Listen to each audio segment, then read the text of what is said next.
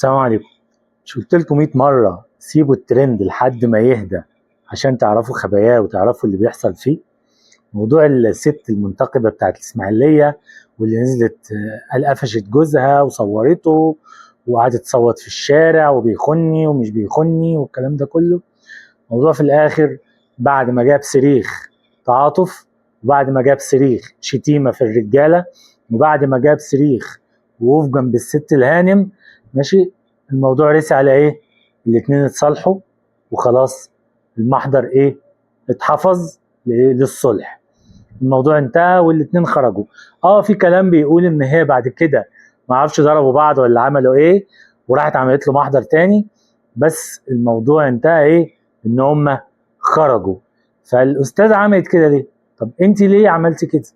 ماشي، من الاول ما دام الموضوع فيه نيه ان انتوا تتصلحوا، ما دام الموضوع فيه نيه ان انتوا تخلصوا الموضوع في النهايه بالصلح، لان في النهايه اللي هو ما علوش حاجه، ده قاعد في عربيه ماشي، زي ما انت شفتوا كده في مكان عام، وبيقول ان هو كان قاعد قدام مدرسه بتاعت امن وما اعرفش ايه، والبنتين يعني نازلين من العربيه لابسين هدومهم، حتى جوز اخته نازل لابس هدومه.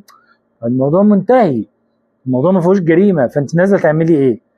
ويا ستي هو عامل جريمه وهو ابن 60 في 70، ماشي. هل المواضيع بتتلم على السوشيال ميديا؟ هل المواضيع بتتلم بان احنا نصور بعض وننزل فيديوهات لبعض على السوشيال ميديا، وده يطلع يتكلم وده يطلع ينظر وده يطلع يقول؟ ماشي. انا على المستوى الشخصي ما تعاطفتش معاكي، مش ما تعاطفتش معاكي عشان هو راجل وحش او ان هو راجل ما غلطش، لا لا لا، هو ممكن يبقى غلطان وابن 60 في 70 ويبقى يستاهل ضرب 60 جزمة على وشه، ماشي.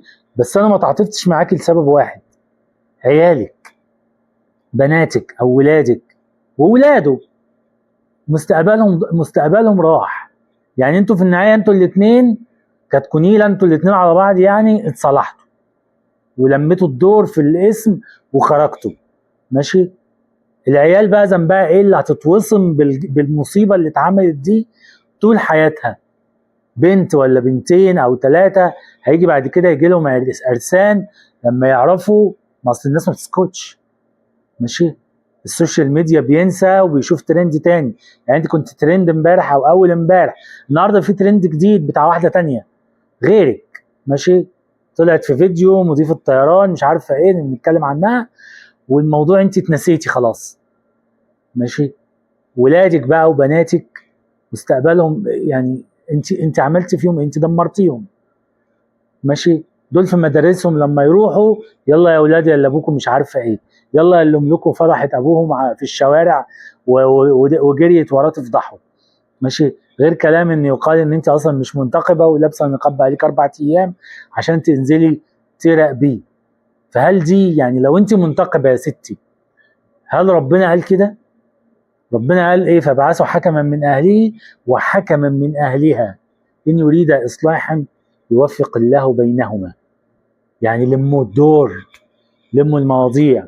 في مصيبه وانت قلتي ان الزوج ده بقالك سنين عايزه تطلقي منه، ماشي، رغم انك ما شاء الله عايزه تطلقي منه ومخلفه منه 3، يعني كنت ما شاء الله معاه في السرير او يعني في العلاقه الحميميه زي الفل سمنه على عسل، لدرجه انك بتزربي عيال مخلفه لي 3 وانت مش قادره تستحمليه ومش قادره تستحملي عيشته، حلو، ولكن ضيعتي مستقبل ال3 بغبائك، بتخلفك، بصحباتك او بصاحبتك اللي نزلت تصور معاكي وقوت قلبك، وهي النهارده قاعده في بيتها مبسوطه، والله اعلم متجوزه ولا مطلقه ولا ايه دنيتها، او بنت او ايا كان، قاعده مبسوطه بتاكل بتشرب بتنبسط بتضحك بتهلل، وانت خلاص شايله الطين، شايله الطين على دماغك. ليه؟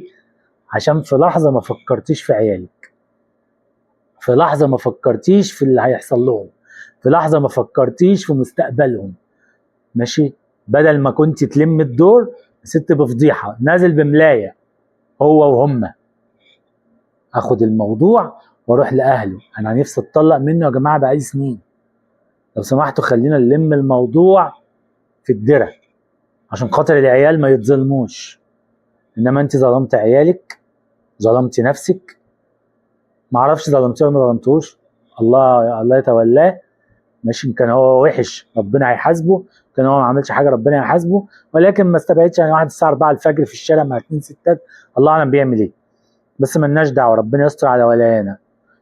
لكن انت بهدلتي الموضوع كله بسبب ان انت سمعتي كلام شويه نسوان خرابين بيتك خلاص اتدمر، يخلص في البيت، يخلص بين 4 حيطان، الموضوع ما يخرجش بره، ويخلص تاخدي حقوقك كامله، وتاخدي اللي انت عايزاه وحقوق عيالك.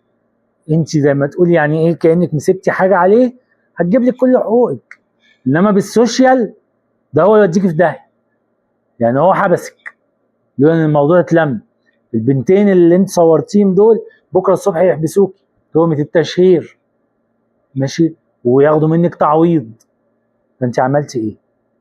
انا شخصيا مش متعاطف معاكي، ومش قادر اتعاطف معاكي او اتعاطف مع اي واحده تمشي ورا النسويات والفيمينيستات والكلام ده، او ورا شويه العيال السمبات اللي بيروحوا ايه يعني مرهموا للنسوان عشان يشوف لي واحده ولا 2 تكلموا ايه على الخاص، ماشي، ويرجع يشتغل الايه البنات بان انا منفتح والبنت مظلومه والبنت متنيله على عينها. فيا جماعه يا بنات يا ستات، شويه عقل، انت مش لوحدك، خصوصا انك معاكي بنات ومعاكي عيال هيتوصموا بالعار ده طول حياتهم. فكروا، يعني حكموا عقلكم قبل ما تحكموا قلبكم او مشاعركم، عشان في ناس تانية هتتأذي بسببكم.